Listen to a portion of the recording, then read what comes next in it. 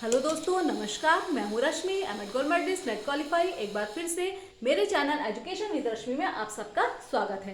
दोस्तों, आज आपका जो टॉपिक शुरू होने वाला है वो एग्जाम के लिए बहुत ही रिच टॉपिक है, बहुत ही अच्छा टॉपिक है। क्वेश्चनिंग होती ही होती है, लेकिन किस तरीके से घुमा घुमा के बहुत छोटी छोटी बातें इससे पूछी जाती हैं उसके बारे में हम बात करेंगे। तो शुरू करते हैं आज का टॉपिक जो हमारा है,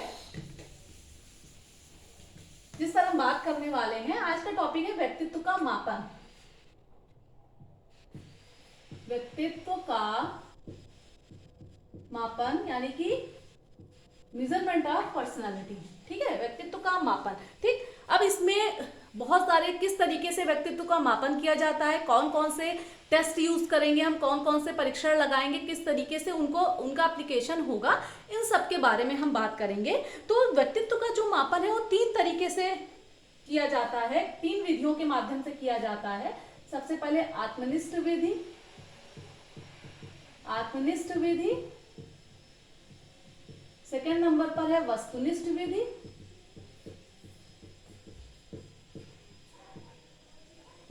और थर्ड नंबर पर है प्रक्षेपी विधि।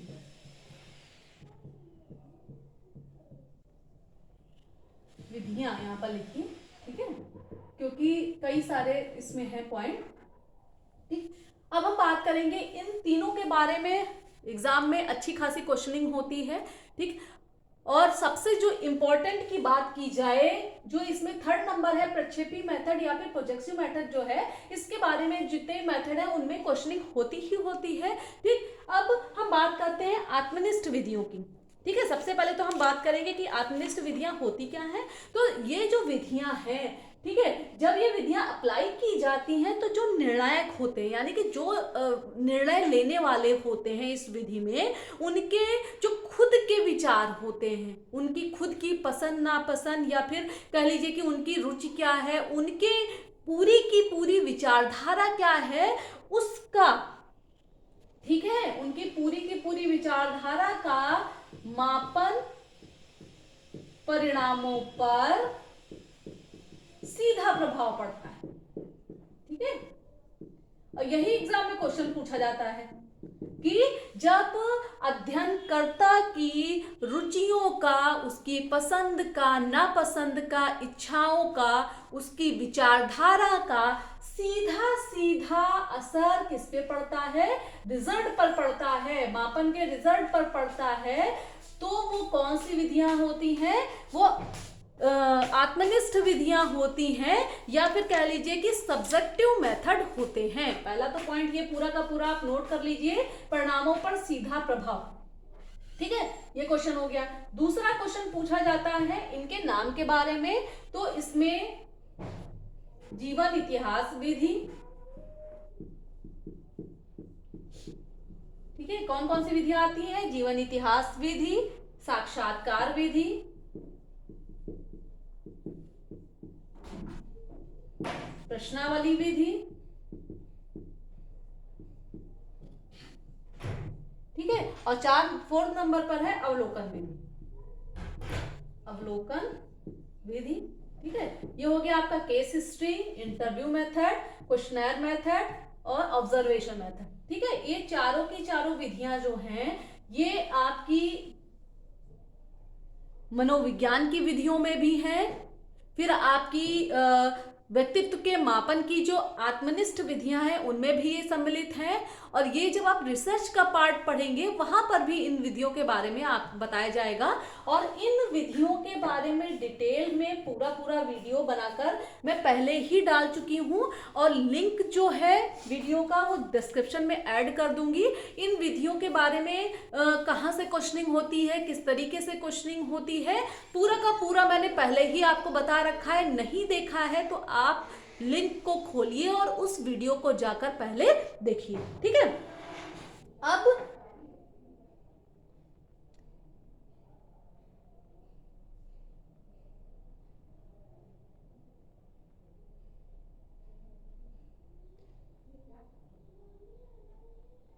एक मिनट, यहाँ पर कुछ गलत हुआ। ये प्रश्नावली जो मेथड है वो इसमें नहीं आएगा। यहाँ पर जो 4th नंबर है वो गलत लिख दिया मैंने। यहाँ पर आएगा आत्मकथा लेखन।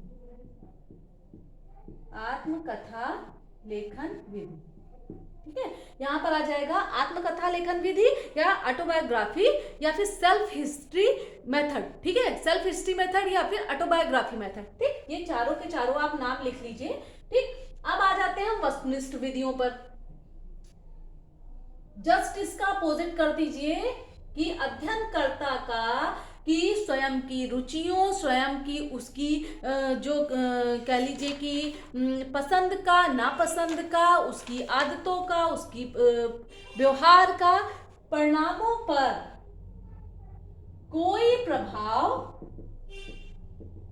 नहीं पड़ता। ठीक है, यहां पर भी एक क्वेश्चनिंग होगी। अब यहां पर क्वेश्चनिंग पता है क्या होती है कि आत्मनिष्ठ विधियां कौन सी हैं। ठीक है, उसमें ये दे देंगे, ये दे देंगे और प्रक्षेपी विधियां दे देंगे और फिर उनमें थोड़ा सा कंफ्यूजन रहता है, तो ये इसीलिए आप नोट कर लीजिए, स्क्रीनशॉट ले लीजिए। ठीक, अब सीधा सीधा यहाँ पर क्या बता दिया कि जो अध्ययन करता होता है उसका व्यक्तिगत जो स्वभाव होता है, उसकी रुचि, पसंद, नापसंद, उसका परिणामों पर कोई भी प्रभाव नहीं पड़ता है। ये है आपकी वस्तुनिष्ठ विधियां। ठीक है, अब वस्तुनिष्ठ विधियों में कौन कौन सी विधियां आती हैं? सबसे पहले तो आ गई आपकी निर्धारण मापनी। निर्धारण मापनी यानी कि रेटिंग स्केल। ठीक है, सेकंड नंबर पर आ गई प्रश्नावली, क्वेश्चनर, और थर्ड नंबर पर आ गई परिस्थिति परीक्षण।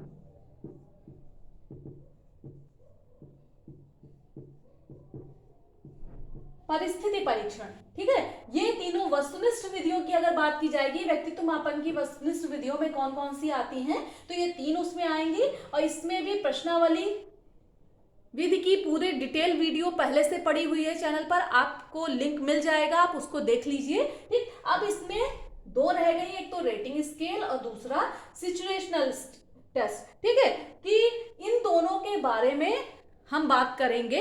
ठीक, सबसे पहले फिर तीसरा क्लियर कर लेते हैं जो है आपकी प्रक्षेपी विधियां। ठीक, क्योंकि अगला जो वीडियो आएगा वो आपका रेटिंग स्केल का ही आएगा, डिटेल में आएगा। ठीक है, अब हम बात करते हैं प्रक्षेपी विधियों की। ठीक, प्रक्षेपी विधियां क्या है कि किसी भी व्यक्ति के सामने कोई चित्र आया, कोई कहानी सुनाई गई उसको, या कोई वाक्य बोला गया, कोई वस्तु उसको दिखाई दी, उसके संबंध में व्यक्ति अपने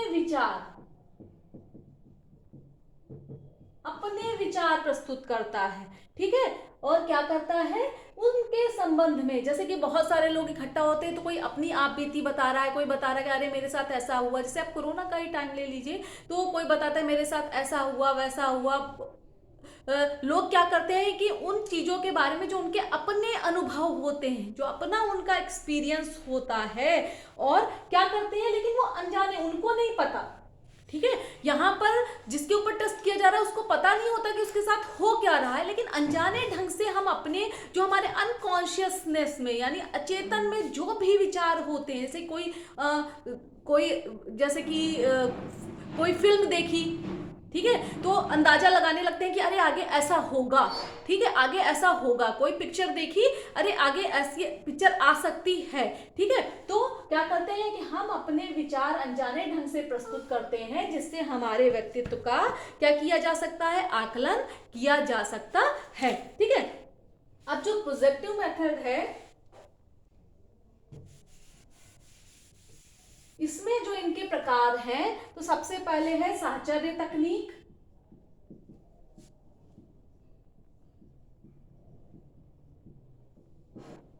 ठीक है, साहचर्य तकनीक, रचना तकनीक,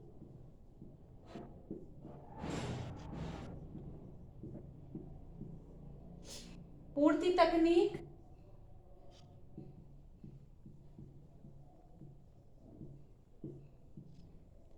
क्रम तकनीक, और लास्ट में है अभिव्यक्ति तकनीक।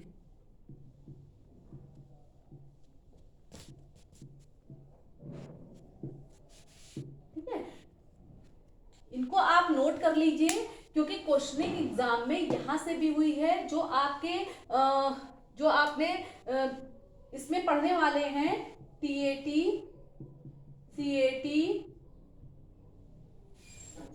रोशा का इंक ब्लॉक टेस्ट, ठीक है, वो सब आपके अभिव्यक्ति तकनीक के अंतर्गत आते हैं।